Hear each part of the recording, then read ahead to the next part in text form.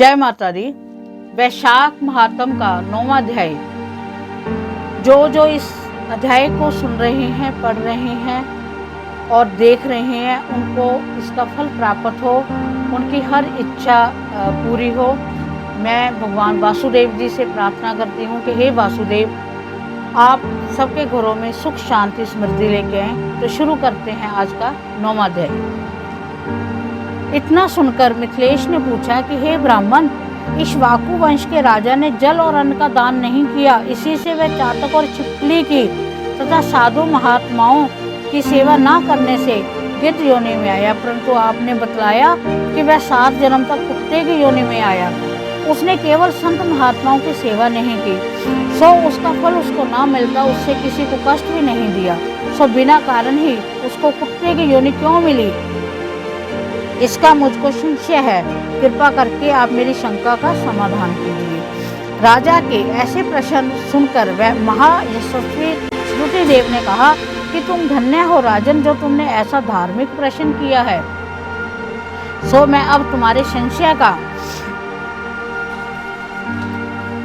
समाधान करता हूँ। ये वार्ता शिवजी ने कैलाश पर्वत पर श्री पार्वती जी से कही थी।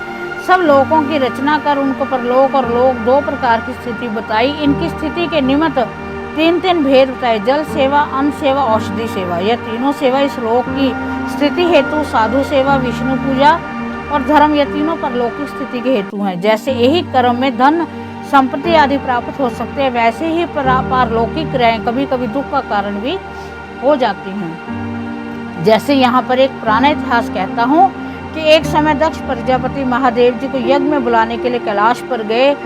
तब उनको आए देखकर श्री महादेव जी खड़े नहीं हुए, क्योंकि शिवजी ने सोचा कि मैं सनातन हूँ और ये सब देवता यज्ञ भाग लेने वाले सेवक के समान है, इसलिए स्वामी का सेवक के आने पर, पति का पत्नी के आने पर, गुरु का शिष्य के आने पर उठना आवश्यक नहीं। यही सब शास्त्रों का मत है, जिसमें बलिदान, तप और शांति अधिक रहती है। वही गुरु है जो स्वामी स्वयं अपने सेवकों के लिए उठते हैं। उनकी आयु, धन और यश तत्काल नष्ट हो जाते हैं, इसलिए यह मेरा प्रिय शब्द है। ऐसा विचार कर दक्ष प्रजापति की भलाई के लिए उठे नहीं। यह देखकर दक्ष प्रजापति को अत्यंत क्रोध आ गया और उनके सामने ही उनकी निंदा करने लगा।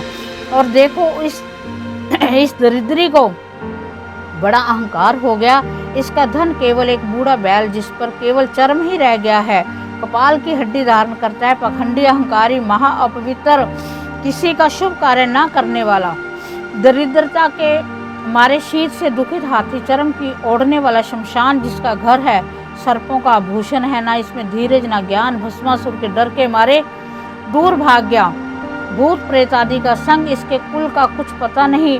दुरात्मा नारद ने ब्रह्मा से इसकी बड़ाई की, जिससे मैंने अपनी कन्या सती का विवाह इसके साथ कर दिया। जैसे कुम्हार का घड़ा चांडाल के घर पहुंचने से किसी को नहीं रहता, वैसे ही मेरी कन्या का मुझसे कोई प्रयोजन नहीं रहा।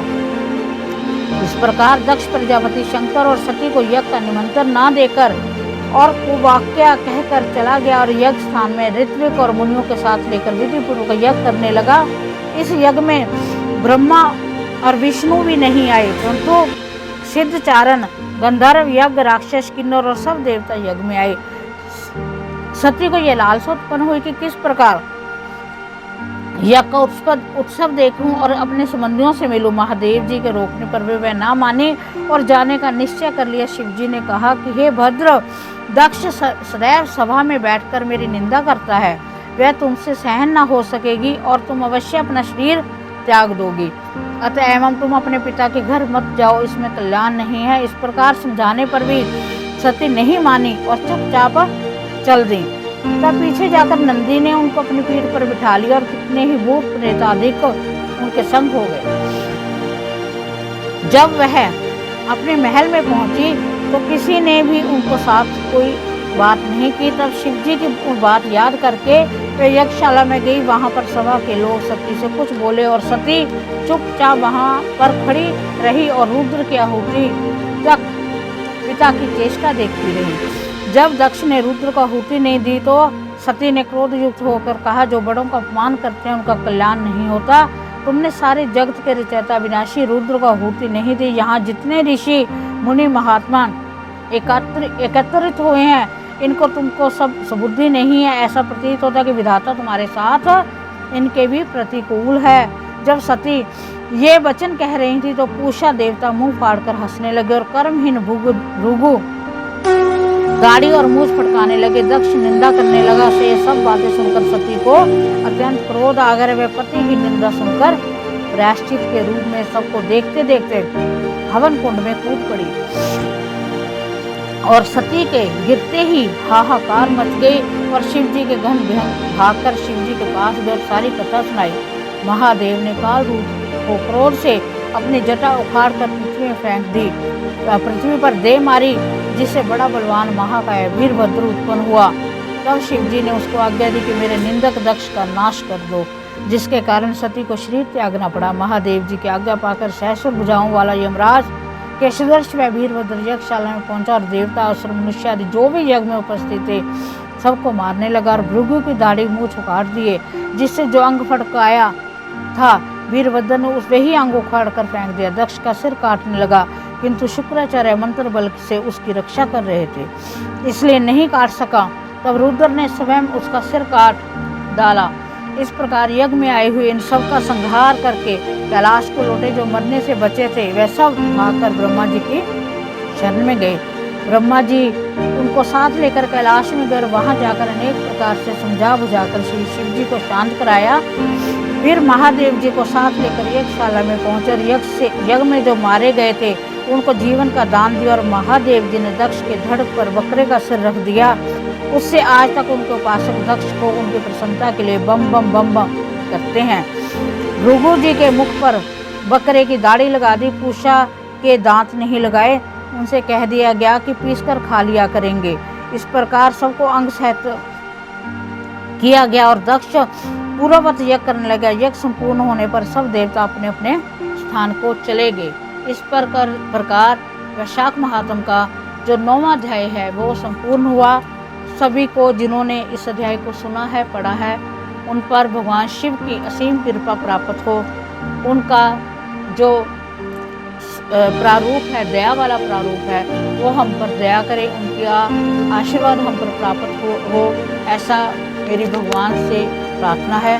और इस पर आपको एक खास उपाय बताने जा रहे हैं। कई बार क्या होता है, कोई ज़रूरतमंद होता है, कोई जिसको दवाई की ज़रूरत होती है, औषधि की ज़रूरत होती है, जो दवाई को खरीद नहीं सकता, चाहे आप एक 10 रुपये का गोली का पत्ता लेकर आप उसको दे दो। कई बार होता है हम दवाई लेने जाते हैं, कोई इतना परेशान है जो नहीं अपना मेडिसिन ले सकता, आप उसके चाहे 10 रुपये का एक पत्ता लेकर दे दो, कोई औषधि दान कर दो। कहने का मतलब आज के दिन औषधि दान करना अति शुभ है। जो औषधि दान करेगा उसको निरोग्य जीवन मिलेगा।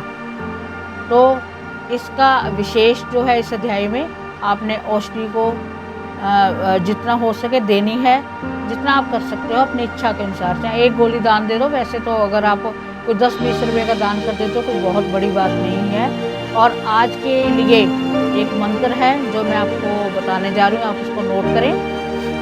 ओम ऋन्मुक्तेश्वर महादेवाय नमः।